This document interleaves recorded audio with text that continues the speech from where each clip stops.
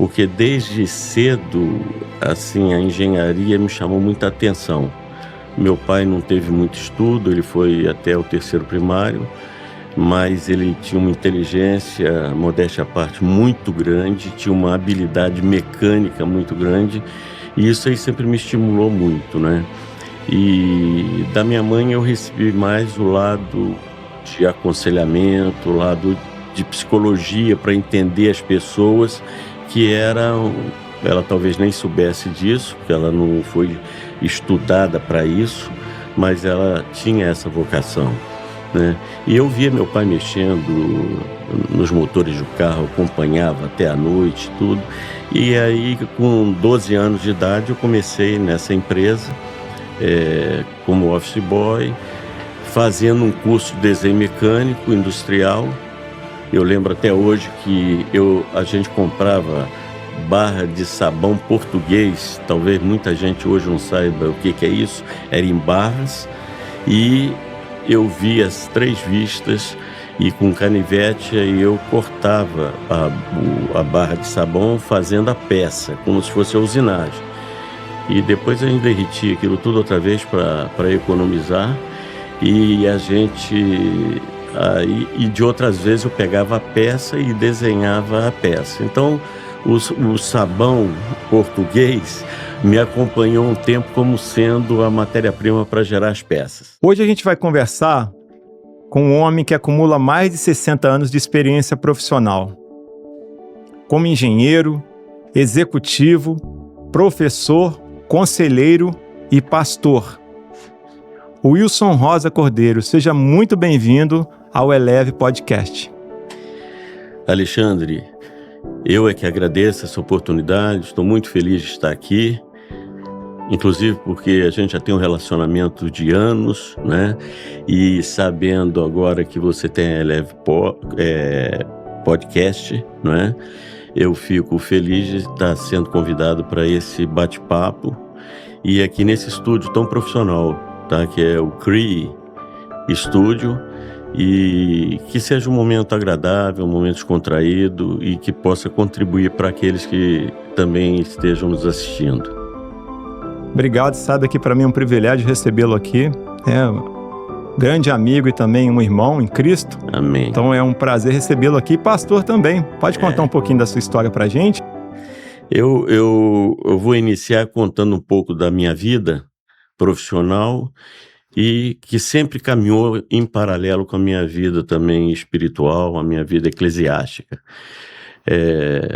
Eu nasci num lar cristão, uma família, assim, na época, com muito pouco recurso financeiro, tá? Mas uma família muito temente a Deus, e eu fui criado nos princípios bíblicos, desde pequeno, e fui criado também admirando a persistência, a resiliência dos meus pais. Tanto minha mãe quanto meu pai, eles já desde cedo foram marcando a minha vida e inculcando em mim certos princípios, certos valores, que até hoje eu agradeço a Deus por isso, tá? E estudei em Volta Redonda, estudei no Colégio Batista Americano, e depois eu saí para o Rio de Janeiro, foi em 1968, estava com 18 anos, para fazer o pré-vestibular. Volta Redonda não tinha esse recurso na época, e eu fui fazer o pré-vestibular, o curso em vetor, que era voltado exatamente para exatas e especificamente para engenharia. Mas aos 12 anos, meu pai conseguiu, na empresa que ele trabalhava, que era a Fornasa, e ele trabalhava na área de manutenção, ele conseguiu para mim ali um estágio, e eu fazia o colegial científico naquela época. Eu estava fazendo pela manhã, e à tarde eu fazia um estágio ali. Eu entrei como office boy nessa empresa, foi a primeira oportunidade que eu tive, e à noite eu fazia um curso de desenho mecânico, porque desde cedo, assim, a engenharia me chamou muita atenção. Meu pai não teve muito estudo, ele foi até o terceiro primário, mas ele tinha uma inteligência, modéstia à parte, muito grande, tinha uma habilidade mecânica muito grande, e isso aí sempre me estimulou muito, né. E da minha mãe eu recebi mais o lado de aconselhamento, o lado de psicologia para entender as pessoas, que eram ela talvez nem soubesse disso, porque ela não foi estudada para isso, mas ela tinha essa vocação, né. E eu via meu pai mexendo nos motores do carro, acompanhava até à noite, tudo. E aí com 12 anos de idade eu comecei nessa empresa, como office boy, fazendo um curso de desenho mecânico industrial. Eu lembro até hoje que a gente comprava barra de sabão português, talvez muita gente hoje não saiba o que que é isso, era em barras, e eu via as 3 vistas e com canivete aí eu cortava a barra de sabão fazendo a peça, como se fosse a usinagem. E depois a gente derretia aquilo tudo outra vez para economizar, e a gente aí e de outras vezes eu pegava a peça e desenhava a peça. Então, o sabão português me acompanhou um tempo como sendo a matéria-prima para gerar as peças. Nesse período, dentro da empresa, aí viram que eu tinha essa habilidade e me colocaram na área de projetos, na seção técnica de desenho. Naquela época não tinha CAD, era prancheta, era régua T, depois passei para régua paralela, depois para o tecnígrafo, tudo isso na prancheta, e mas não como projetista, eu ainda não tinha competência para isso, né. Eu comecei como copista, copista lápis, depois copista com nanquim, papel vegetal, tirando cópia heliográfica, e passei por todo esse período até chegar à condição de projetista mecânico, não é. Em 68 eu saio, vou para o Rio, faço 1 ano de cursinho, e em 69 eu vou para Mogi das Cruzes fazer a Universidade de Engenharia Mecânica. E retornando lá da universidade, formado, me formei em 73, foi a segunda turma da universidade.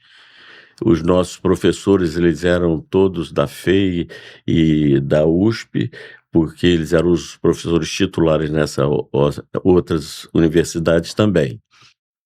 E eu voltando para Volta Redonda, fiz uma prova para a Cobrap. A Cobrap era uma companhia brasileira de projetos industriais.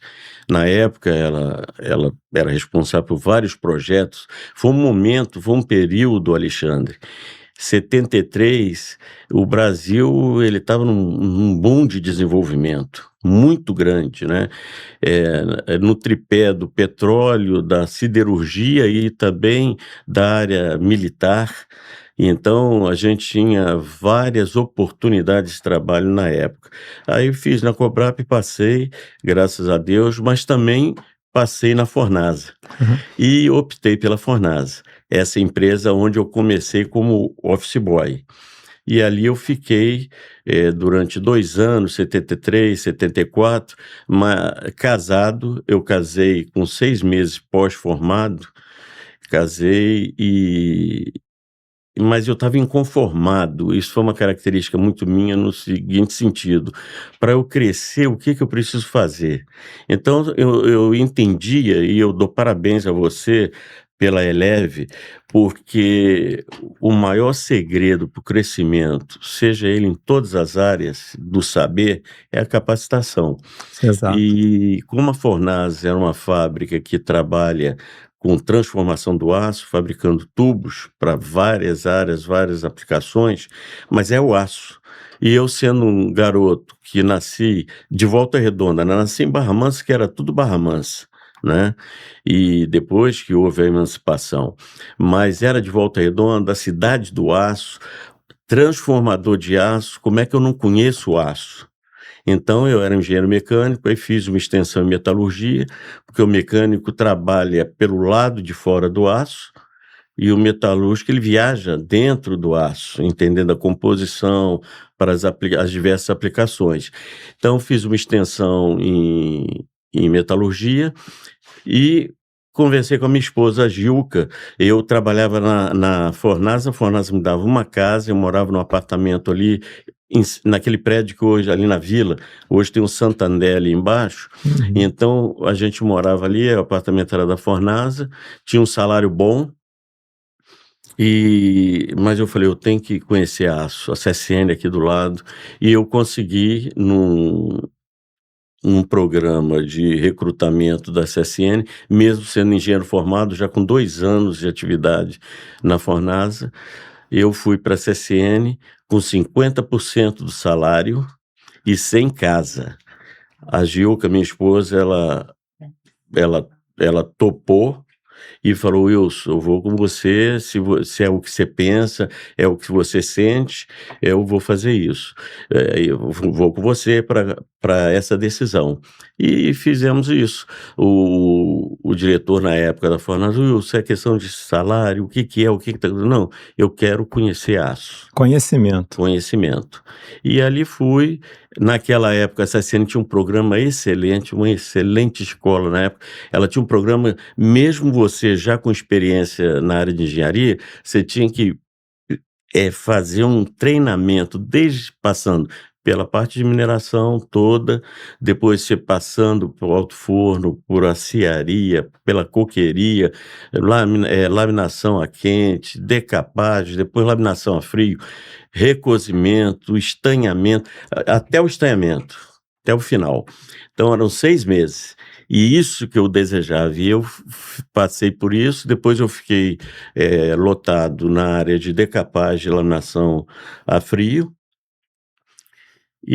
mas depois, pós 2 anos, quando eu me senti assim, já com bastante embasamento na área da fabricação do aço, o que que é o aço em si, aí num determinado momento a Fornasa me convidou outra vez, e mesmo agradecendo muito a CSN, e eu saí da CSN e voltei a ser um transformador de aço, e passei a vida toda sendo alguém que usa o aço, sendo cliente da CSN, como da Uzi Minas, da Mittal, CST, Gerdau, passei sendo cliente de todos eles, enquanto estava na ativa, mas aí, podendo, como estou com você aqui na mesa, olho no olho, sentar também com os engenheiros fabricantes de aço e como cliente deles, discutir no mesmo nível metalúrgico sobre o que estava bom no aço, o que não estava, o que precisava ser melhorado, que composições outras nós precisávamos. Muito interessante. Tem 2 gatilhos aí que eu gostaria até de explorar um pouco com você. Primeiro é o apoio da família. A Perfeito. sua esposa ali foi sábia, né, quando ela apoiou a sua decisão, porque sabia que ali você ia crescer mais, né, em conhecimento, e lá na frente isso ia surtir um efeito bom, ia ser muito bom para a sua carreira profissional, para o seu crescimento, certo? Certo. Perfeito. A família é um projeto de Deus, eh, sensacional. Foi ele que projetou. E quando ele projeta, não tem erro. Apesar da sociedade, aqueles que são contra a família, chegarem a dizer que a família é igual submarino, que foi projetada para afundar, o nosso Deus, ele projetou a família para dela muitas outras coisas frutificarem. E eu dou graças a Deus porque, como um executivo, como palestrante em universidades, palestrante nas empresas, também como professor universitário, né? Porque eu tive a oportunidade de ser professor tanto nos cursos profissionalizantes, no Colégio Batista Residência, no Colégio Volta Redonda, nos pré-vestibulares, aí tipo Gama GPI, o Policursos em Mogi das Cruzes, né? Em Lorena também dei aula há algum tempo na FATEA, a Faculdade Teresa Ávila, na Unisal, que é a Universidade Salesiana, e nesse período sempre eu tive o apoio da família, desde os meus pais, né? Não posso deixar de esquecer aqui meus irmãos também, que me apoiaram muito, mas depois a minha esposa e depois os filhos e hoje, pela graça de Deus, os netos também. Então eu tive momentos, assim, quando a gente conta a carreira da gente, o Alexandre, parece que tudo foi muito fácil, mas não foi fácil não. Foi muito difícil, né, assim, mas sozinho eu não venceria. Primeiro, eu entendo que foi uma ação de Deus, foi a unção do Espírito Santo, a graça do Espírito Santo na minha vida. E segundo lugar foi a família. A família, ela se limitou de algumas coisas boas, de algum conforto e às vezes de algumas viagens que podiam ser feitas, exatamente por causa da minha agenda de trabalho. Muitas vezes eu precisava fazer um curso, uma capacitação, então eles se privaram de alguns recursos para que eu pudesse fazer essa capacitação. Eu venho de uma família de pouco recurso financeiro, né, então, mas sempre e outra coisa, a minha vida profissional fez eu ter que sair do quintal da minha casa, porque com a globalização a gente sabe que o quintal é o mundo. Então eu passei a atuar em várias plantas industriais espalhadas pelo Brasil, né, e durante algum tempo também numa joint venture que a gente teve com a United States Steel, também foi os Estados Unidos, várias vezes, escritório em Dallas, em Pittsburgh. Então isso aí me fez, às vezes, ficar longe fisicamente da família, mas eu os tinha sempre juntos, tanto da parte deles e como de mim para eles. Eles poderiam, se estivesse aqui, confirmar uma coisa: eu nunca passei um dia sem ligar para eles. Seja onde eu estivesse, eu checava até o fuso horário para poder pegá-los ainda acordado. Então essa era uma preocupação, a gente sempre teve isso, então a gente sempre conversou muito, a gente sempre orou juntos, e é fundamental. E eu aproveito esse podcast aqui para dizer, se você já é um executivo, se você é um jovem ainda que anseia pela vida executiva, uma vida de sucesso, uma vida secular de sucesso, eu já diria aqui de antemão 3 coisas. Primeiro, Deus. Dependência no propósito que Deus tem para a sua vida. Segundo, família. Família é ela quem vai te dar todo o suporte. Você pode chorar, sofrer onde você está. Eu lembro que várias vezes eu entrava no banheiro, tinha dificuldade de tomar uma decisão, a coisa estava difícil. Eu entrava, ajoelhava, orava, chorava, lavava o rosto e voltava, mas eu sabia que tinha uma família atrás me sustentando também. E em terceiro lugar, é a capacitação, porque se você não tiver conhecimento, se você não for amigo do saber, você não vai a lugar nenhum também. Tá, aí você comentou um pouco sobre o seu pai. A sua tomada de decisão em se tornar um engenheiro foi baseado no exemplo do seu pai? As coisas que ele fazia no seu trabalho, que ele trazia de experiência para vocês em casa, as histórias que ele contava? Sem dúvida nenhuma. Ele foi um grande modelo para mim, um grande incentivador, principalmente nessa área mecânica.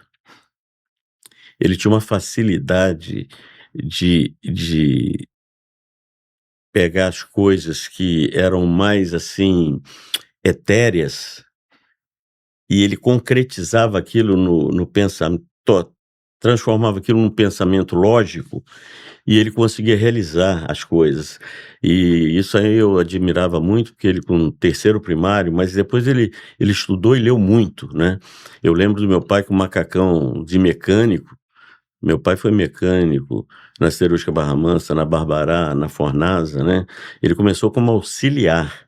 Às vezes ele entrava dentro de tubulões lá, de condução de minério. Quando ele chegava à noite em casa, eu só conseguia ver os dentes dele, quando ele ria. Ele estava totalmente envolvido de pó, graxa, uma série de coisas.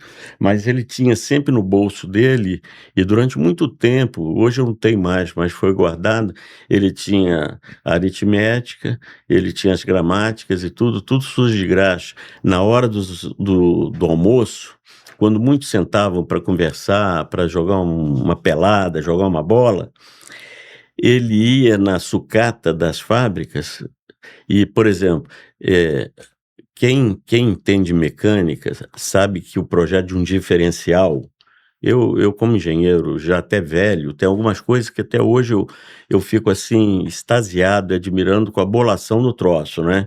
Então o diferencial de um carro, então ele pegava o diferencial lá na sucata, desmontava para entender como é que funcionava e montava outra vez para a sucata, mas só para entender como é que funcionava aquele equipamento, né. Em casa muitas coisas ele fazia, ele desmontava, às vezes era um objeto até novo, mas ele desmontava para poder entender como é que aquilo funcionava. E sempre glorificando o nome de Deus. Ele falou: "Cara, se o homem faz isso, que é criação de Deus", ele citava um texto bíblico que eu sempre guardo e acho muito interessante, é que Deus criou o homem pouco menor que os anjos, mas de honra e glória Deus coroou o homem. Então ele falou: "Aí está a nossa imagem, a imagem de Deus é ser criativo". Então, meu pai tinha esse espírito, que hoje se diz proativo, eu costumo brincar e dizer assim, era um espírito fuçativo, ele fuçava em tudo nessas coisas. Curioso, né? Ele retificava o motor do carro dele na garagem, ele mostrava como é que funcionava os 4 tempos, 2 tempos, e eu, o moleque, acompanhava isso aí. E sempre gostei, não tenho a habilidade manual que meu pai teve, mas eu tenho o espírito, vamos dizer assim, de projeto que ele me passou também. E ele de um auxiliar de manutenção, com terceiro primário, ele chegou a ser chefe de uma seção de projetos numa empresa, entendeu? Na Fornasa. Muito bom, muito interessante.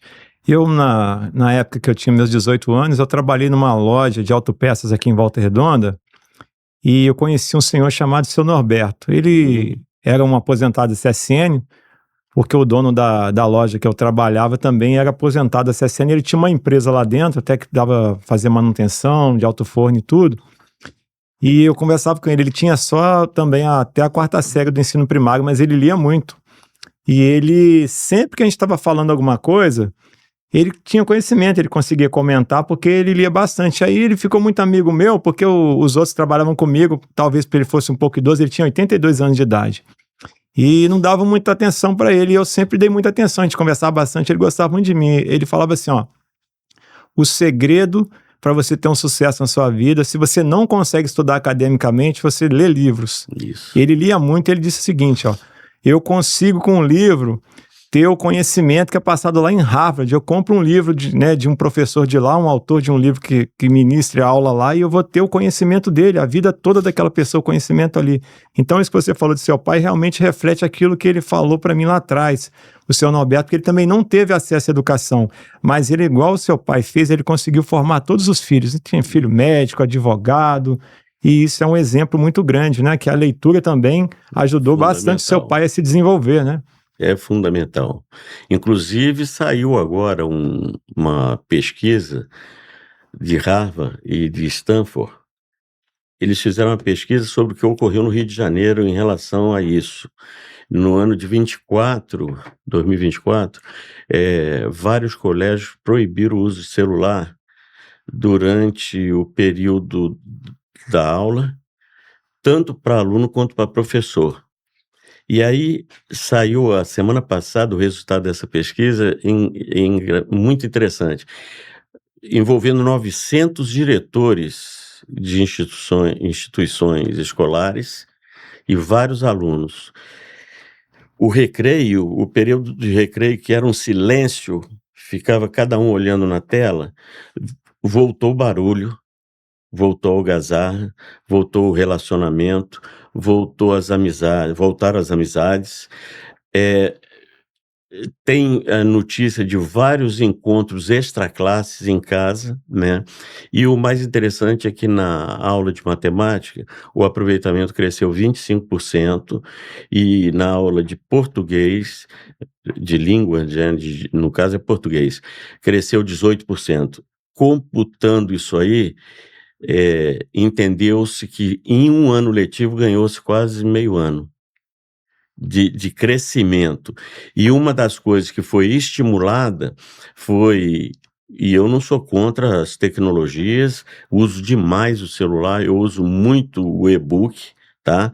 Mas uma coisa que foi estimulada e estava dentro dessa pesquisa é que diminuir um pouco o e-book e entregar o livro físico, Físico, né? O papel, né? papel, tá? E dentro dessa pesquisa diz que isso trouxe um aumento, não de informação, porque às vezes a tecnologia traz muita informação, mas o importante é o conhecimento. Então, que o crescimento e conhecimento foi muito grande, Muito interessante, de né? fato. E é atual essa pesquisa. A gente que é um pouquinho mais velho que essa geração recente, a gente gosta mais de um livro, né? É, Eu tenho os e-books lá, tudo, mas é muito bom pegar um livro, é, folhear ali, é. marcar, né? Usar um marca-texto. Uma coisa não anula a outra, né? Exatamente, ajuda O bastante. perigo é esse aí, é às vezes a gente ir excluindo, quando na realidade você deveria estar agregando, não Exatamente. é? Wilson, agora voltando aqui para a sua parte profissional, então você começou na Fornasa, É. a sua história, Isso, né? da Fornasa, desde 12 anos, de adolescente. Sim. Saí só para fazer a universidade, e voltei, e foi na Fornasa que eu iniciei como office boy e saí da Fornasa, como diretor. Porque dentro da Fornasa eu consegui, pela graça de Deus, fazer uma carreira, né. Fui saí do projeto. No dia do casamento, eh, foi 74, 12 de julho de 74. O diretor da empresa, foi o nosso casamento, foi lá em Mendes, tá. E quando eu cheguei ele na porta, eu estava na porta, e quando ele chegou para cumprimentar, ele falou: "Ó, você vai ter só 2 dias e volta logo, mas eu tenho um presente para você". "O que que é?". "Você foi promovido para o gerente de manutenção e projetos". Então, já com 6 meses da minha formatura, porque eu já tinha uma história na Fornasa também, e o meu presente foi esse, mas de outro lado o presente sempre traz um ônus também, né. O ônus era que era só 2 dias de folga no casamento e tinha que voltar. Faz Certo, parte, né? É um tá, preço, né? é. Mas, assim, o que você poderia passar para a gente, assim, você teve um crescimento bem rápido, né, no seu trabalho. Como que você pode ajudar quem está nos assistindo, a nossa audiência, a também se preparar para esse crescimento, para as oportunidades? Eh,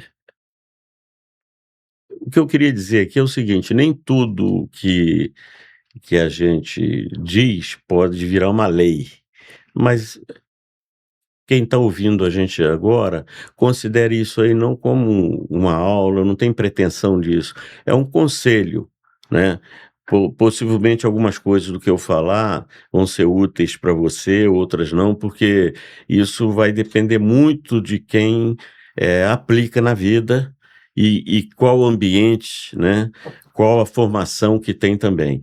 Mas algumas coisas eu queria ressaltar aqui com relação ao meu crescimento profissional. Primeira coisa é o seguinte, é persistência, foco. Olha, eu queria chamar a atenção com relação ao foco, Alexandre, porque se tem uma coisa que tira você da do rumo do resultado, é você se dispersar. E como tem coisas que chamam a atenção. Por exemplo, eu fui muito, vamos dizer assim, convidado, e eu fui muito até tentado: "Wilson, você tem condição, deixa de ser empregado, vai ser patrão". Quantas vezes me falaram isso? E aquilo me balançava: "Não, você tem condição". Eu falei: "Não, eu acho que se eu fizer uma carreira boa, dentro de uma empresa, eu posso me dar bem. E eu não estou aqui desestimulando o empreendedorismo, muito pelo contrário, eu quero chamar a atenção o seguinte: o empreendedorismo é fundamental, mas você pode ser um empreendedor dentro da sua carreira profissional, dentro de uma empresa, não sendo dono também. Aí Verdade. é empreendedorismo da carreira, né. Então eu optei por isso, outros que optaram para ser donos se deram muito bem, como também outros não se deram bem, mas isso também no empreendedorismo de carreira acontece a mesma coisa. Mas uma das coisas é persistência, foco, estudo, estudo, estudo, é busca do conhecimento. E não adianta você falar assim: "Ah, eu me formei há 10 anos, eu fiz uma pós-graduação há 8 anos", já era, já era. A velocidade com que o mercado hoje caminha, a velocidade que o mundo caminha, se você pensar 3 anos, muita coisa já ficou obsoleta, já caducou. Então o aprendizado, ele é resultado de uma vida de aprendizagem, é um processo, você tem que estar sempre estudando, sempre estudando. Constância. Constância, né. E outra coisa, você também, estudando, você vai perdendo uma coisa que breca muita gente, é o medo. Quando você vai estudando, você vê que tem tanta coisa para aprender e que você passa a entender o seguinte: o outro que você pensa que é muito conhecedor, ele também ainda não conhece muito. Porque uma das coisas, Alexandre, que eu sempre falo nas minhas palestras e sempre falo com a equipe, na empresa e falo na igreja também, eu converso muito sobre isso nas palestras da igreja. A gente tem que aprender a aprender. Aprendendo a aprender, você aprende o não saber. Essa é uma matéria que poucos, às vezes, se atentam para ela, o não saber. Alexandre, cada vez que eu aprendo mais, eu descubro que eu sei menos. E aí que está assim, o grande segredo que eu queria deixar aqui, sobre essa pergunta que você me fez, a gente tem que ter cabeça de iniciante. E às vezes a gente já quer ter cabeça de especialista. Eu faço às vezes um curso, eu já acho que eu sou especialista, que eu estou pronto. Mas na realidade nós nunca estamos prontos, nós sempre estamos em construção. E essa construção é o resultado de um tijolo sobre outro tijolo, sobre outro tijolo. E o que que são esses tijolos? Eles são partículas de conhecimento. Aonde que eu encontro essas partículas de conhecimento? Em fontes, em nichos de capacitação. Então, eu quando terminei engenharia mecânica, eu falei: "Eu conheço aço, conheço os materiais, as propriedades mecânicas, elétricas, por fora, mas eu preciso conhecer por dentro". Aonde que eu vou conhecer isso? Tem a metalurgia. Depois, para eu gerenciar, eu preciso conhecer um pouco mais das pessoas. E não há, aqui eu quero também dizer, um grande segredo é você gostar de gente. Eu sou engenheiro mecânico, muita gente fala assim: "Pô, você tem uma formação cartesiana, mas como é que você consegue se relacionar com as pessoas?".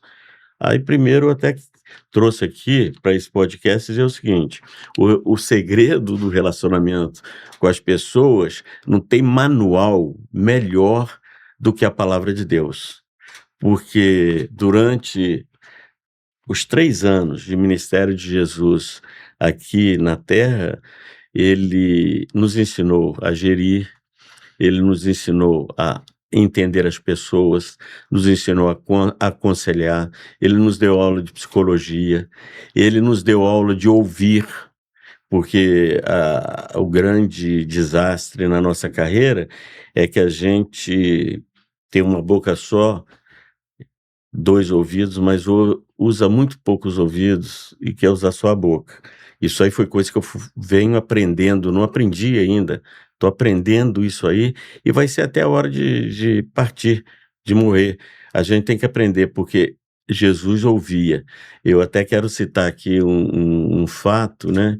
Que uma vez ele estava reunido com os discípulos, e os discípulos, ele perguntou, eu estou ouvindo aí na mídia aí de Jerusalém, que estão falando que eu sou Elias, ou que eu sou João Batista, sou Jeremias, ou sou um dos profetas, mas vocês que são a minha equipe, vocês que trabalham comigo, eu queria saber, vocês, o que vocês dizem de mim?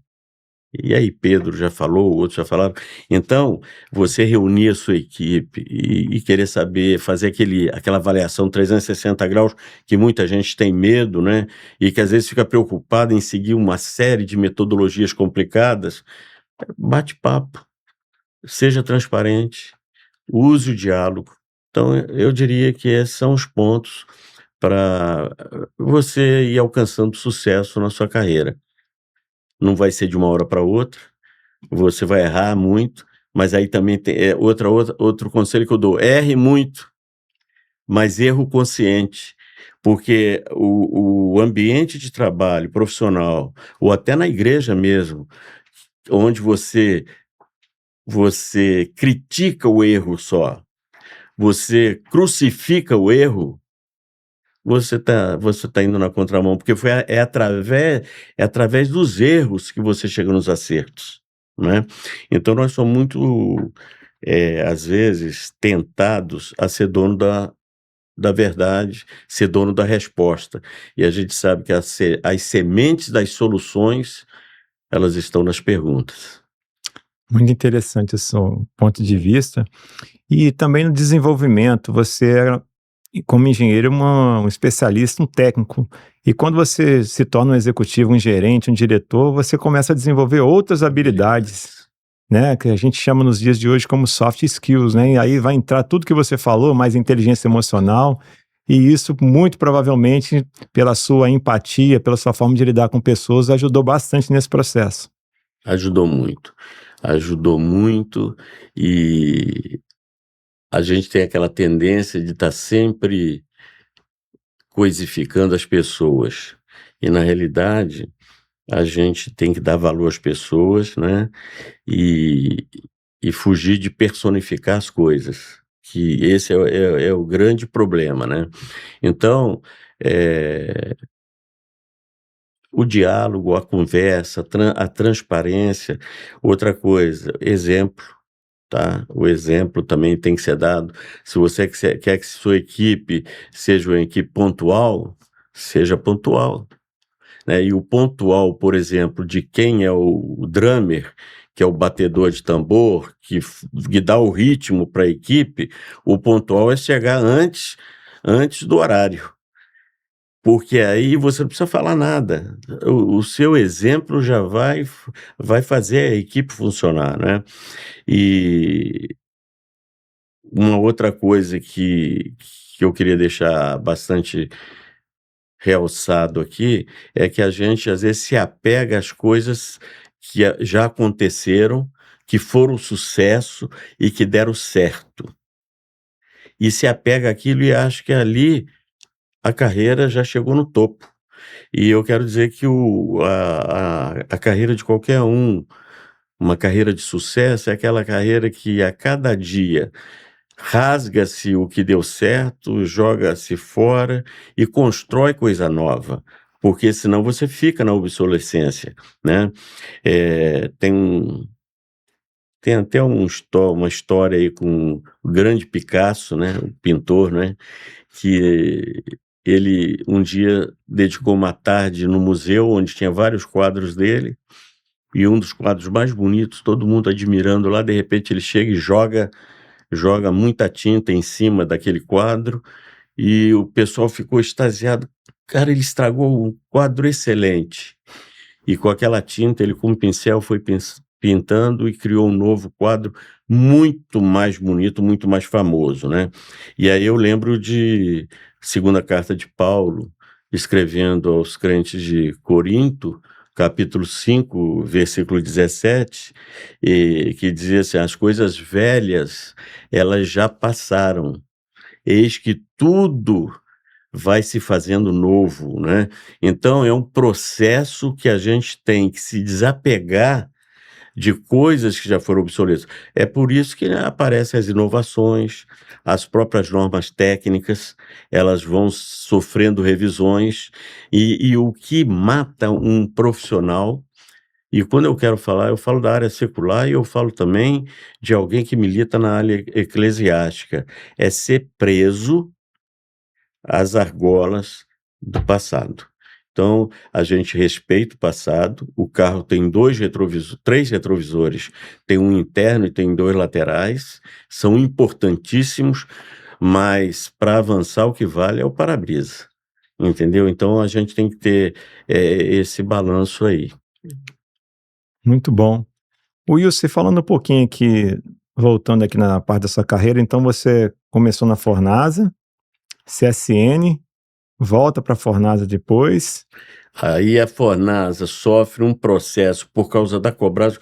A Fornasa, ela pertencia a um imenso grupo, em Osasco, São Paulo, que era a Cobrasma.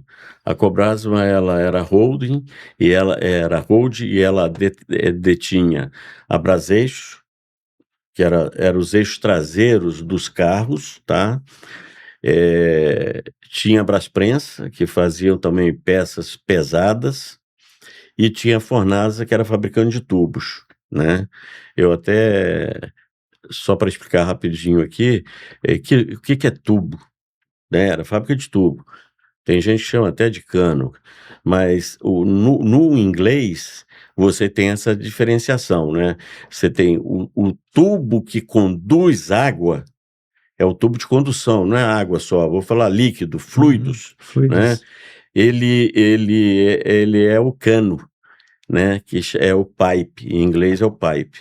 E agora tem o tubo que é o mecânico, é aquele que vai ser para aplicação de eixo, é aquele que vai ser para aplicação de estrutural, então esse é o tube, que é o aqui em inglês, né. Mas em português a aplicação a denominação é tubo, né. Então você tem um tubo de condução, que é para redes de incêndio, saneamento, você tem os oleodutos, gasodutos, você tem para a indústria automobilística, que é uma área que você conhece muito bem, e hoje um grande percentual do carro é elemento tubular, cada vez com propriedade mecânica de mais resistência para ser mais leve, não é? Uma barra de proteção de porta, coluna de direção, volante, a estrutura do banco, limpador de para-brisa. Se você olhar um carro, o chassi e um ônibus, é tubo, tá? Então você também tem na área de troca térmica para caldeiras, permutadores de calor, autoclaves. Então, tudo isso. Hoje temos também na área de energia limpa, todas essas fazendas fotovoltaicas, os frames, as armações onde você vai pondo as placas, e os hackers, que são os eixos que vão mudando a direção dessas placas conforme a intensidade solar, é tudo tubo. Na parte de eólica também. Então, Fornasa, ela era uma fábrica assim, só que a Cobrasma tinha 14.000 funcionários na época. Era do Luiz Eulálio de Bueno Vidigal, que foi durante muito tempo presidente da Fiesp, até o prédio da Fiesp tem o nome dele na Paulista, né, Verdade. mas quebrou. E ela quebrando, ela carregou. O que que a Cobrasma fazia? Fazia os vagões ferroviários, fazia a quinta roda de carreta, fazia a locomotiva, tá? E ela quebrou e levou a Fornasa. A Fornasa quebrando, eu participei desse processo. Eu conduzi um processo de arrendamento. Então a Tubonal, que era uma empresa também fabricante de tubos de Minas Gerais, em Belo Horizonte, ela assumiu a Fornasa. Então ficou como Tubonal, mas na mesma instalação. E eu fiquei na Tubonal durante 4 anos. Quando foi em 99, aí eu saí e fui para a Apollo. A Apollo também era concorrente, outra fabricante de tubos também, uma planta no Rio de Janeiro e outra em Lorena. E nela eu fiquei até agora durante 26 para 27 anos, na Apollo. tá? E na Apollo, além de diretor industrial, depois eu galguei a posição de CEO, durante o período de uma joint venture da Apollo junto com a United States Steel, tá? E que era uma grande fabricante americana também de tubos.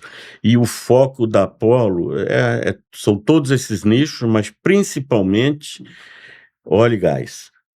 Prospecção de petróleo, né? Então a gente trabalha tanto na área onshore quanto offshore, tanto no continente quanto em águas rasas, que ficam aí na faixa até 200 metros, e quanto no pré-sal, que vai a 7 quilômetros. A gente desce com Pré-sal também. coluna de 7 quilômetros de tubo, né?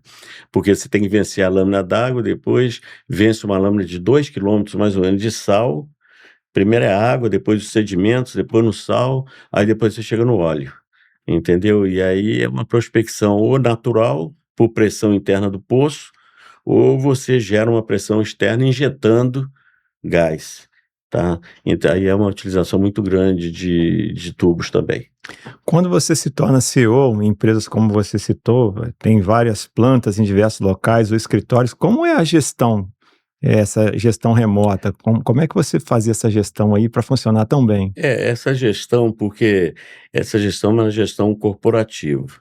Então, eu era CEO da unidade no Brasil, em Lorena, tá? Então, ali em Lorena, eu era o CEO. A planta do Rio já tinha uma outra direção, uma outra Ah, sim. estrutura. E então, eu era CEO no Rio, me reportando aos Estados Unidos, né? E você sabe que numa vida corporativa, você tem que dar resposta e está se relacionando com vários níveis da organização.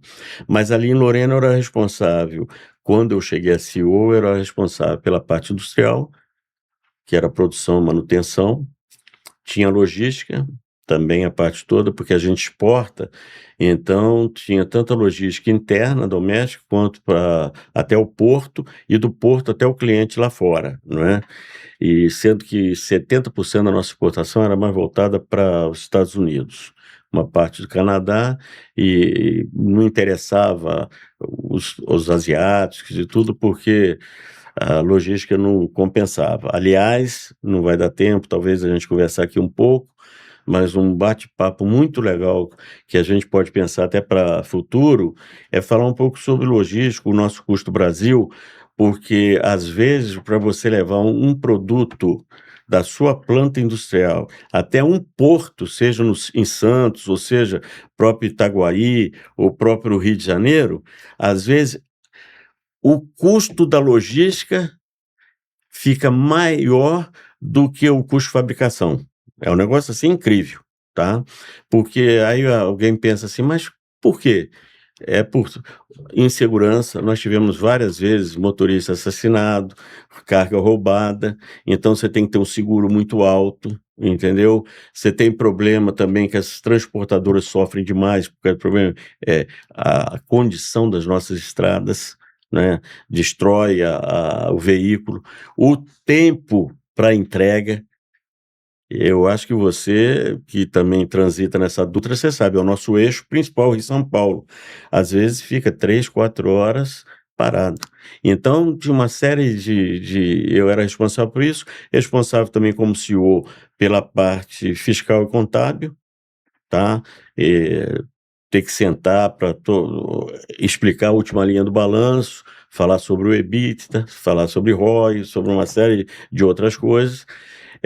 Também responder e assinar pelas as auditorias que eram feitas, responder pelo compliance, pelo LGPD, pelo ISD, tá? Que é outro assunto também, a parte ambiental, social, tá certo? Governança. E foi isso. E para fazer isso, para chegar a esse ponto, eu me senti muitas vezes incapacitado. Então, eu buscava aconselhamento, estudava, buscava capacitação, porque sem isso é impossível você chegar a uma posição dessa. E é muito difícil, né? Às vezes você tem que tomar uma decisão ali, não dá para compartilhar, né? Tem que ser uma decisão Às sua. vezes, tomada de decisão de você parar de atender um nicho de mercado, porque o marketing já está te mostrando que aquele nicho de mercado não está compensando, mas ao você fazer isso, você vai ter que fazer uma redução de quadro, aí você vai mexer com chefes de família, sustento. Quando você faz uma redução de quadro, você não pode pensar, vamos dizer, vou reduzir 50 profissionais. Você está reduzindo muito mais, porque quando você reduz aqueles 50, você diminui o fornecimento de uniforme, de equipamento de proteção individual, transporte. Isso vai refletindo num efeito dominó, que quando você faz a redução de uma cabeça, você está fazendo mais ou menos de 5 no ambiente, na região onde você está atuando. Então, tudo isso aí é muito complicado, né? Acidente também, essa parte, prevenção de acidente, a gente como CEO tem uma responsabilidade muito grande, em alguns casos até criminal, tá? Muito grande, eh, em termos de gerar um ambiente que proteja o funcionário quando ele está trabalhando. Inclusive, ontem foi o Dia Mundial da Segurança e a Saúde no Trabalho, Isso. dia 28 de Isso, abril. exatamente, tá. Em algumas empresas até eles deixam normalmente a CIPAT, que é a Semana Interna de Prevenção de Acidente, ocorrer por essa data, para ela ficar mais marcada também. E a gente conversando nos bastidores, é até bom falar sobre isso. Você me contou a história da CIPA, a primeira vez que você assumiu. É, Já pode compartilhar com a gente a sua experiência, que você trouxe até da igreja, te é. ajudou naquele primeiro momento? Eu tinha acabado de me formar, isso foi no ano de 74, e Uhum. foi nesse mesmo ano. Cheguei na Fornasa e acho que 3 meses após eu ter chegado, apesar deles já me conhecerem do meu tempo de estagiário antes, né, mas eu tinha ficado 5 anos fora, fazendo engenharia, e aí 3 anos ia ter eleição da CIPA, eles me convidaram: "Ah, você podia ser o presidente da CIPA". Eu falei: "Ah, eu estou chegando agora, que não, mas seria bom". E eu aceitei. E houve aquela reunião de transmissão da gestão anterior para a nova gestão, e na primeira reunião, já na minha gestão, eu eu conduzi uma reunião seguindo as regras parlamentares que eu aprendi na igreja, Olha que interessante. né, desde molequinho, assistindo às assembleias da igreja. Infelizmente, tem algumas hoje em dia que já nem fazem uso disso, mas a assembleia, ela dá um fortalecimento à à democracia, né, é uma ferramenta democrática. Então ela tem regras parlamentares, né, quem quem propõe, quem apoia, uma vez proposto e apoiado, há um espaço para discussão, vai ser lavrado em ata e tudo. E quando eu terminei a reunião, seguindo isso, assim, de uma forma até natural e inconsciente, alguns chegaram aí e falaram: "Mas onde você aprendeu dirigir reunião desse jeito? Você estudou aonde?". Aí eu falei: "Olha, isso é a vivência na igreja, né". E você falou, você conduziu bem, falou bem, se posicionou bem. Aonde? Eu falei: "Ah, numa escola chamada EBD, Escola Bíblica Dominical". Desde pequenininho, aí eu numa EBD, e aí a gente vai aprendendo isso. Então, esse é um valor que às vezes a gente não mensura, né, mas desculpe eu estar me abrindo nisso, porque eu acho que é a oportunidade da gente mostrar a importância que uma igreja tem na formação de um cidadão. Esse cidadão, ele vai ser um profissional, tá certo? E sem considerar a parte da ética, porque na igreja a gente aprende isso. Por quê? A igreja não prega pastor, a igreja não prega liderança, a igreja de Cristo verdadeira prega o evangelho, prega Jesus. E você quer aprender a administrar, você quer aprender a falar, você quer aprender a ouvir, você quer aprender a se relacionar com as pessoas, sente aos pés de Jesus. Verdade.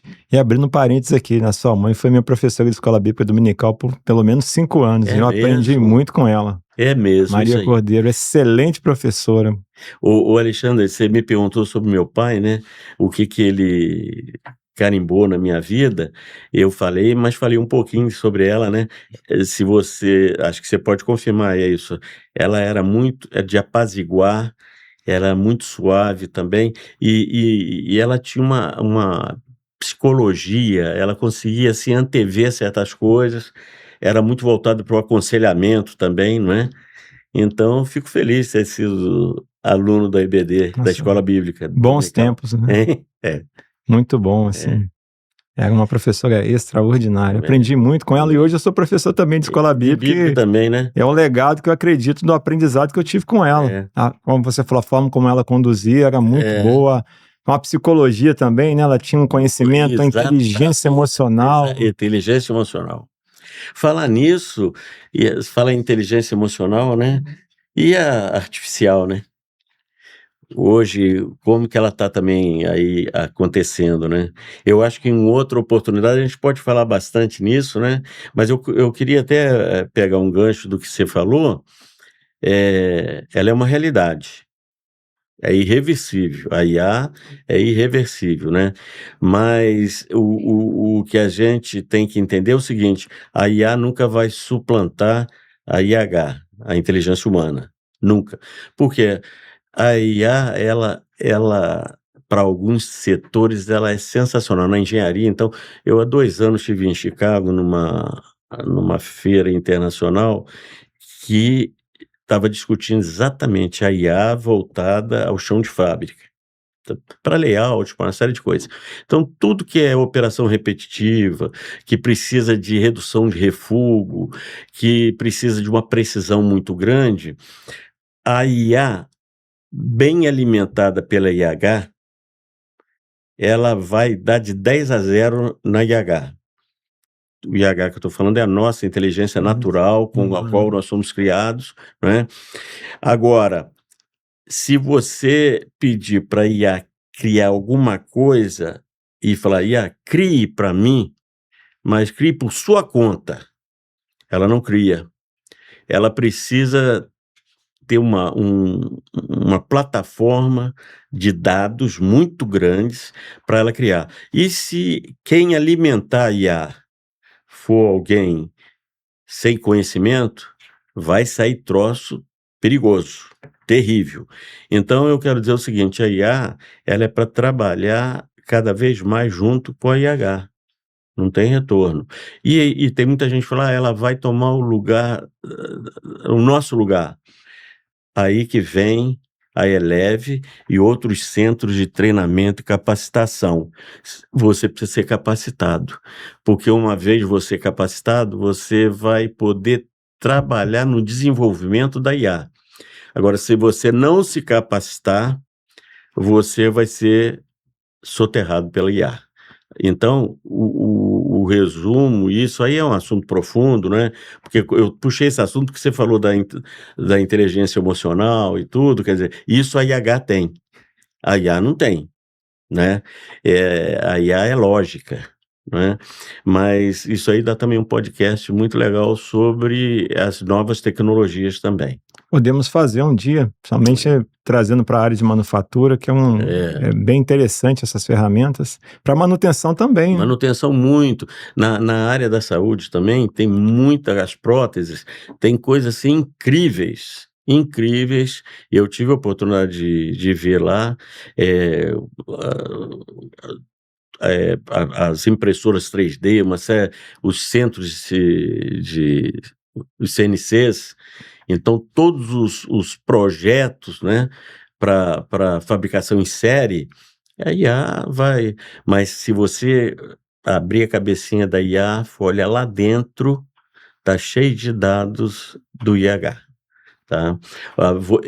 Vamos voltar ao assunto agora para a igreja. Por exemplo, olha só como que é a coisa.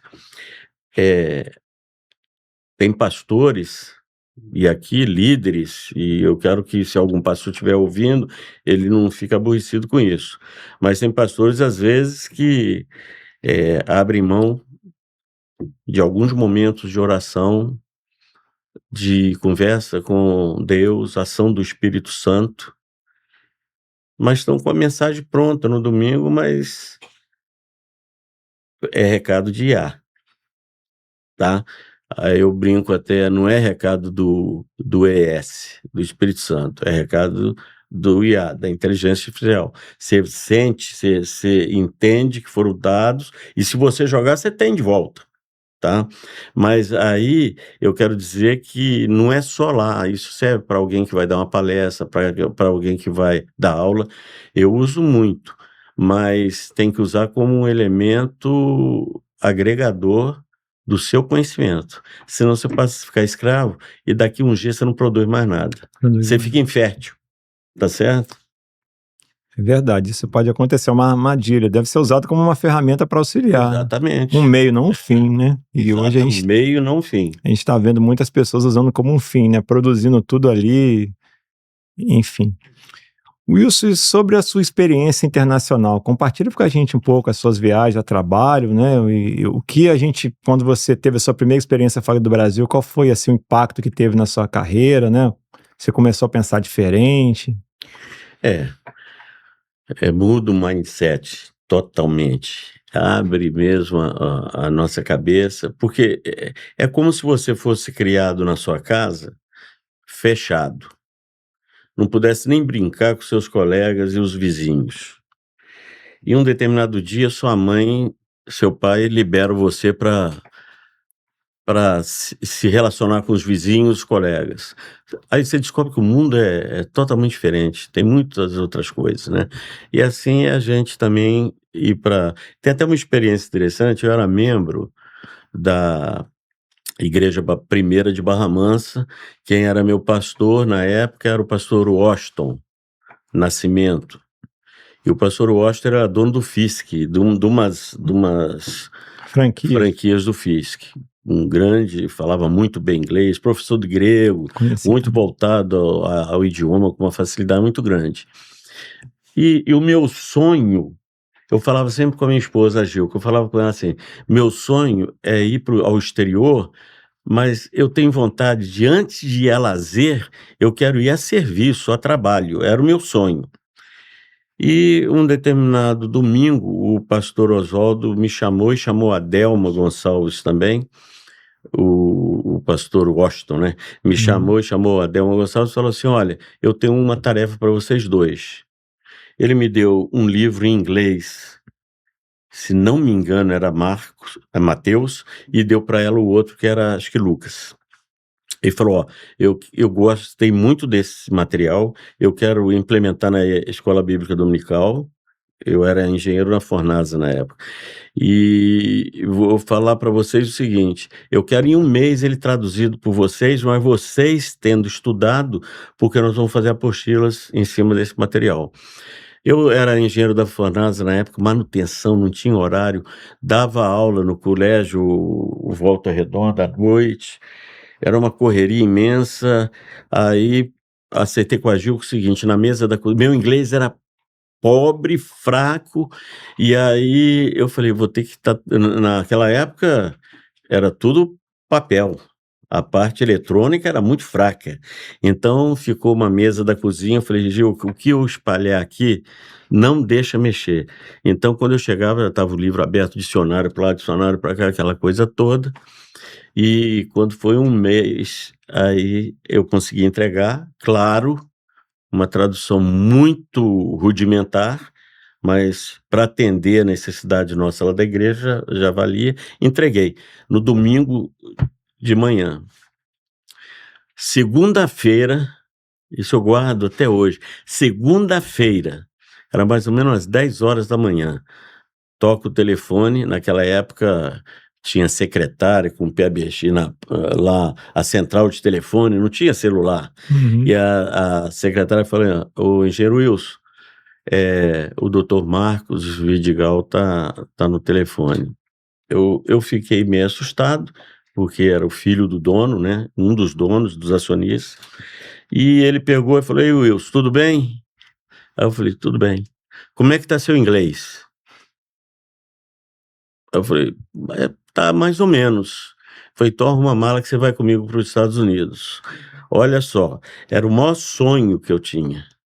E aquele homework, aquele dever de casa que o pastor Washington passou, me deu um traquejo, pelo menos para eu quebrar o galho lá fora. Um ponto de partida, né? Partida. E Deus me honrou ali, Deus me deu o privilégio de viajar com o dono, tá? Aí fiz essa viagem e de lá fiz tantas outras viagens para Deus me permitiu ir a vários lugares, né?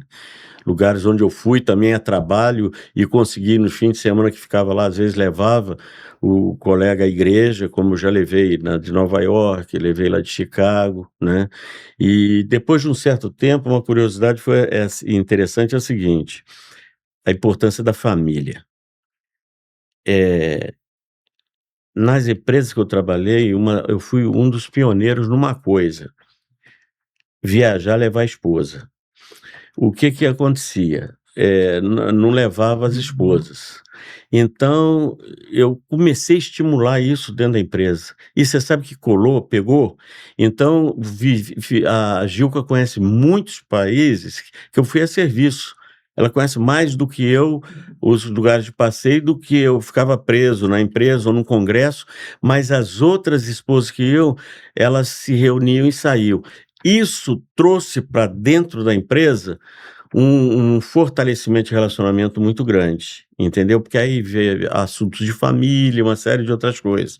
Então, eu tive a oportunidade de ir já várias vezes. Estados Unidos eu fui umas 56 vezes, porque eu já cheguei a comentar com você, nosso escritório ficava lá de 3 em 3 meses tinha reunião, às vezes 2 vezes por ano, 3 vezes por ano, a reunião era lá, né?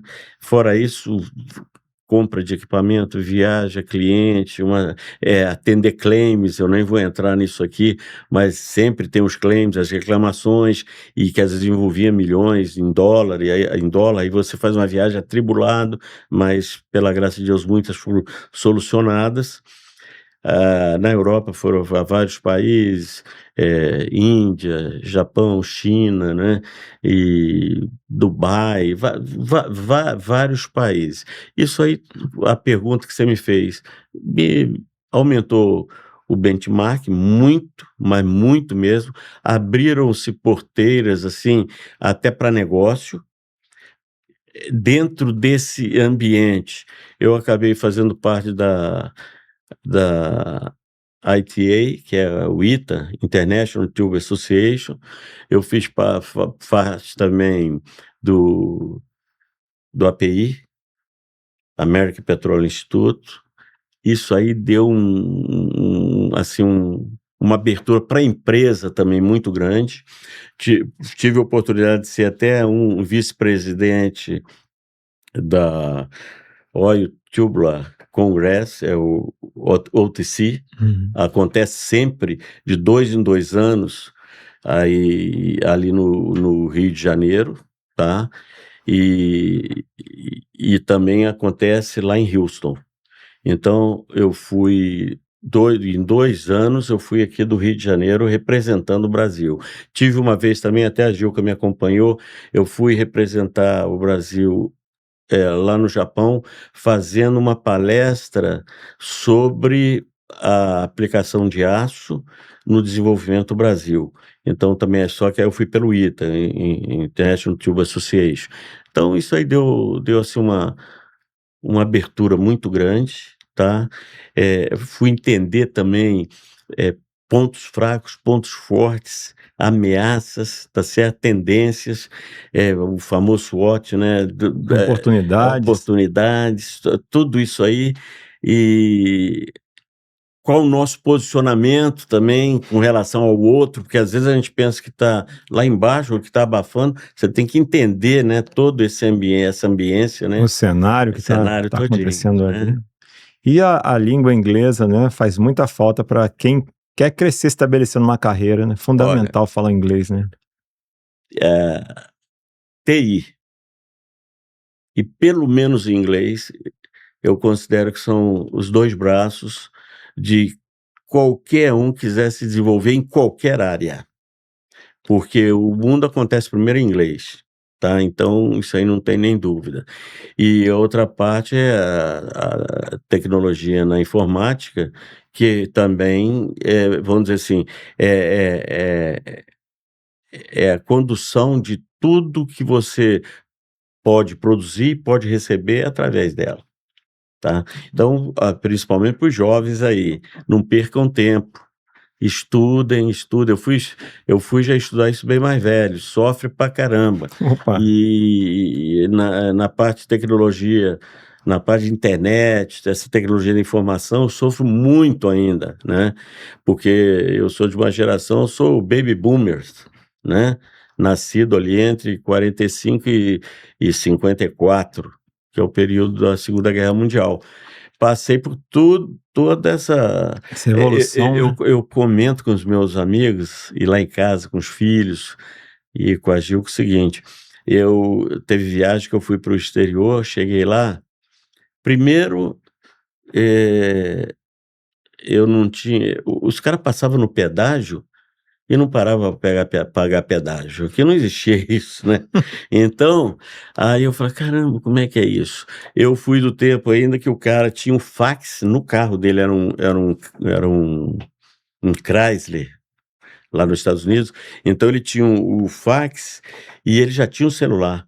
Então eu estava para chegar, ele falou, ó, já chega, já pode ir abrindo a portaria, estou chegando aqui com fulano e tudo, mas me passa aquele fax, não sei, o fax ali dentro do carro, e o celular. Aqui no Brasil nem tinha ainda, né? Então, era o tempo que às vezes a gente enchia a mala quando voltava de lá, porque um uma pomada minâncora, um Cresto, pasta de dente, coisa, que novidade, né? Hoje em dia a globalização quebrou tudo isso, mas no começo foi muito, era um tempo que às vezes eu viajava já de terno, 9, 10 horas de viagem, eu chegava, o carro estava esperando já para ir para a reunião. E era no tempo que se fumava dentro de avião. Olha que incoerência. O lado esquerdo era não fumante, o lado direito, por exemplo, era fumante. Não vou nem falar muito de esquerda e direita aqui, mas um lado era fumante, o outro lado não fumante. Você chegava com a roupa infestada de cheiro de cigarro, um ar seco, né? Com um ar-condicionado, o nariz sofria muito, mas as coisas foram Mudou rápido, né? mudando rápido, graças a Deus. Hoje a gente vê que naquela época um negócio tinha uma vantagem competitiva, às vezes durava muito tempo, hoje dura dias, horas, dependendo do produto. Hoje a pilha acaba antes, a pilha dura mais do que o brinquedo. O brinquedo acaba antes do que a pilha. Então não adianta, bolei um brinquedo, bolou, acabou, daqui uma semana já era. Tem que ter outro brinquedo. Isso. Wilson, eu vi que você se preparou bastante depois da engenharia, você se especializou na PUC, né? Depois na USP, também fez docência no ensino superior, na Unifoa. Mas, além disso, você também é pastor. Isso. Formado em teologia, né? E como foi o seu chamado, a sua vocação para o ministério? Ô Alexandre, eu vou dizer para você o seguinte, eu nasci numa família já cristã, família batista, e sempre fui criado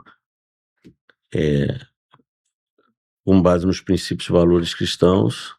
Eu vou dizer para você, eu sempre tive um chamado, inclusive mesmo atuando na área secular, eu sempre fui líder na igreja, né? Igual você comentou, você é professor da Escola Bíblica Dominical, né?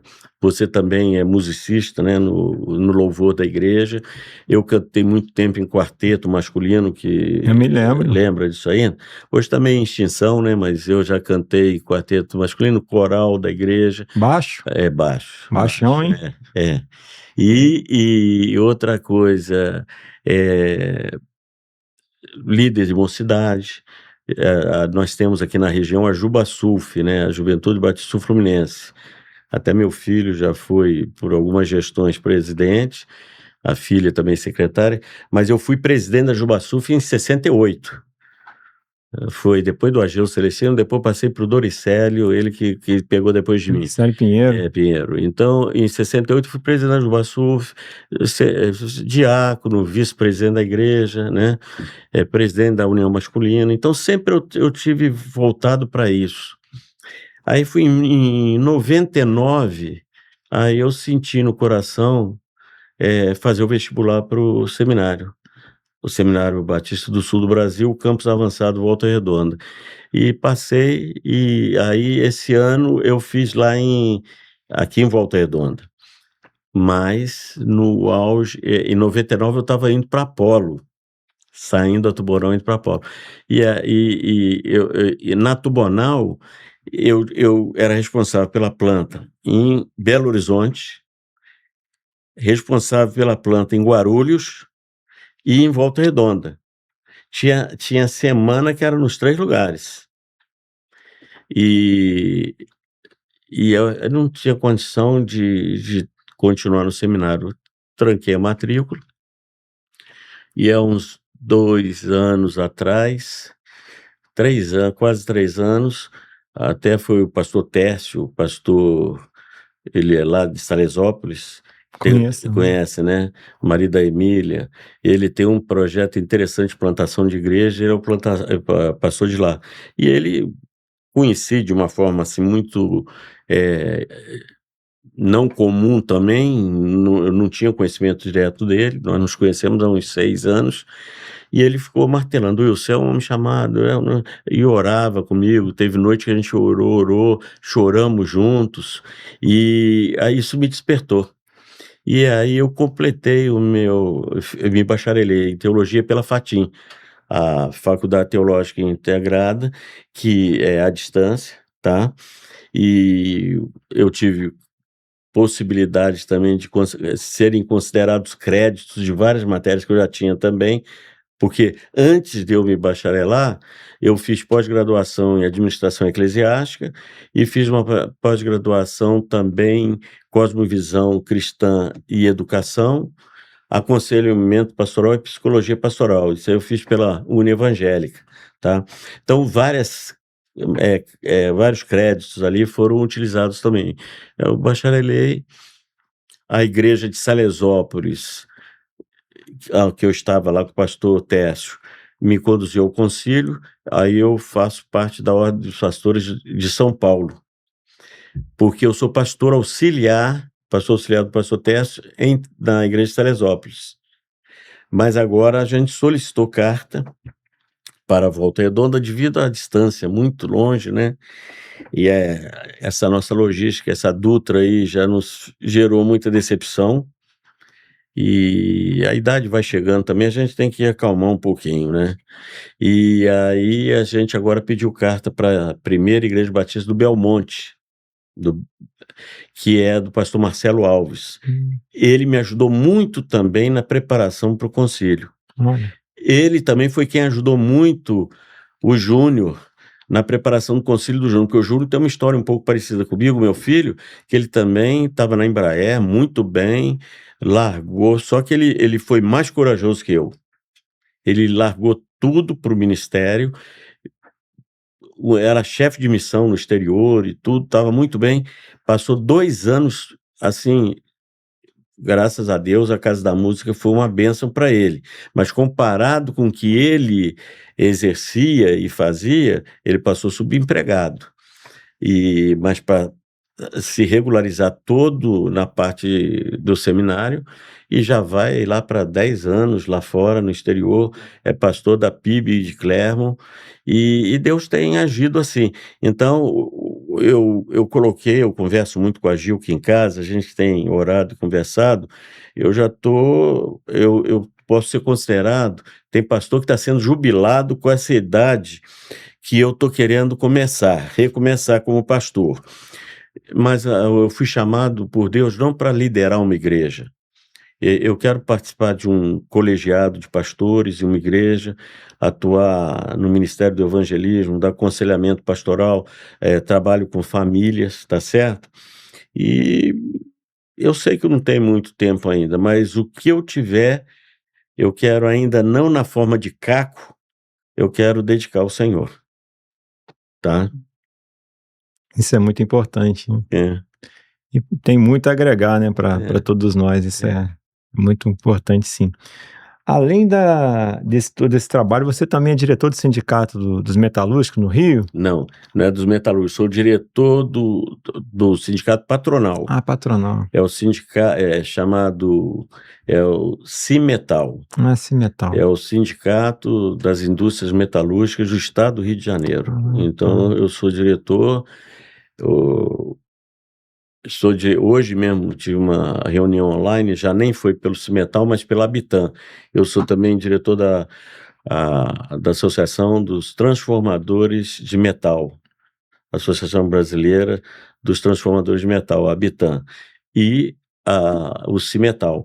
Quer dizer, ainda eu tenho esse vínculo, porque eu represento a empresa com assento, porque eu já representei na Fiesp, né, na Fijan, e só que agora eu me afastando da vida dentro da empresa rotineira, nas próximas gestões, possivelmente eu já não esteja por causa exatamente dos critérios para que possa assumir um cargo desse, tá? Mas ainda sou da Habitan e sou do Cimetal. Então, discussão também de dissídio, a relação com o sindicato dos metalúrgicos, isso é uma vivência também que eu peguei ao longo da minha vida.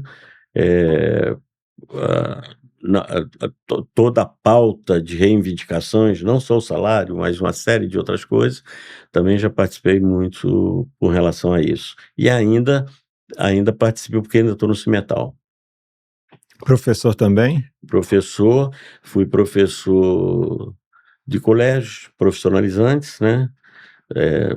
Dei aula em cursos de pré-vestibular e universitário.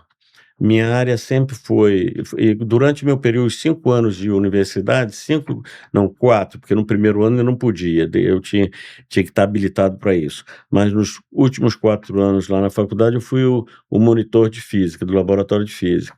Sempre gostei muito de física. Então, as minhas aulas, elas, na área de engenharia, ou curso profissionalizante é física, engenharia é resistência de material, e na parte de administração, é a parte de gestão de projeto através das pessoas, a parte RH, porque quando você me perguntou da USP, principalmente, foi um curso de 2 anos. Foi sobre gestão de negócio e projeto através das pessoas. Ali eu tive um crescimento muito grande nessa parte de RH e eu tive a oportunidade também de, junto com a equipe, que ninguém faz nada sozinho, conduzir a nossa empresa a ser uma das 100 melhores do Great Place to Work, tá? Que 100 melhores empresas para trabalhar. Então, a gente também ganhou no ano. Aí, não sei se você já participou disso na sua empresa, é uma auditoria de quase 6 meses e pegando do chão de fábrica todos os níveis hierárquicos, tá? Mas foi muito bom, foi muito legal.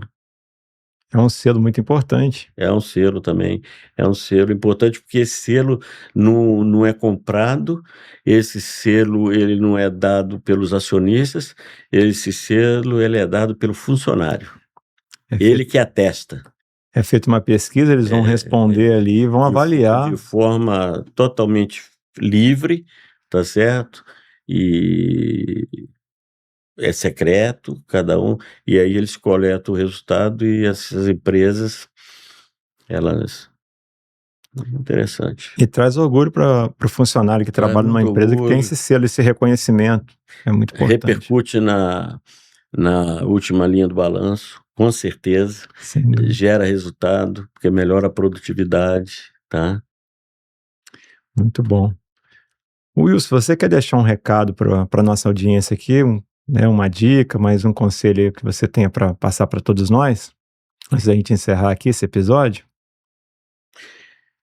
É uma oportunidade, eu agradeço, eu quero, antes de tudo, agradecer mais uma vez esse ambiente aqui tranquilo, né? Agradável, esse bate-papo. E quem está ouvindo a gente aqui, eu só queria dizer, principalmente aos mais novos, né? Aos mais velhos, não desistam, tá? Porque hoje nós vivemos uma sociedade que ela depende da mixagem. Ela precisa do cabelo pretinho, mas ela precisa do cabelo branco também. E as empresas que são mais sábias, idôneas, e as igrejas também que compreendem isso, elas valorizam essa mixagem, né? Algumas que execraram ou o cabelo preto ou o cabelo branco, elas já se arrependeram e estão voltando a isso. Então, todos nós temos valor. Um valor, o cabelo branco é o valor da experiência, principalmente quem se capacitou, quem correu a vida toda atrás de conhecimento, ele está capacitado a passar experiências. Mas ele não é tão habilitado quanto aos novinhos, cabelos pretos, que trazem a inovação com uma facilidade muito grande. Então, nós, os mais velhos, que vibramos até com a inovação, mas até a hora da gente conseguir colocar isso em prática, nós somos muito mais lentos do que essa geração mais nova. Então, você continue enxergando que isso é importante. Mantenha foco, mantenha persistência. Uma palavra que eu queria deixar aqui, humildade, né? A humildade, ela é ponto vital para qualquer sucesso, tá? Dizem até que a humildade, ela é o esterco de todas as coisas, e ela é a essência. Clarice Lispector, ela diz, a humildade é a essência da elegância, tá? Então, humildade, foco, persistência, resiliência, dependência aos propósitos de Deus para sua vida, e goste de gente. Pode gostar de tudo, de máquina, de equipamento, de TI, da internet, de IA, goste de tudo, mas goste de gente, em primeiro lugar. Essas seriam algumas coisas, dentre tantas, tá? Curiosidade, criatividade, tá? Seja curioso, tenha espírito fuçativo, tá? Tá certo, muito obrigado, Wilson, por esse momento especial, esse privilégio de poder ter falado com você e transmitir para a nossa audiência conhecimento, experiência, né? E senioridade é valor. Conforme você disse anteriormente, tenho certeza que foi um episódio fantástico. Muito obrigado mais uma vez, é um prazer estar contigo aqui, tá? Muito obrigado, eu que agradeço, tá, Alexandre? E parabéns aí pela sua iniciativa. Obrigado.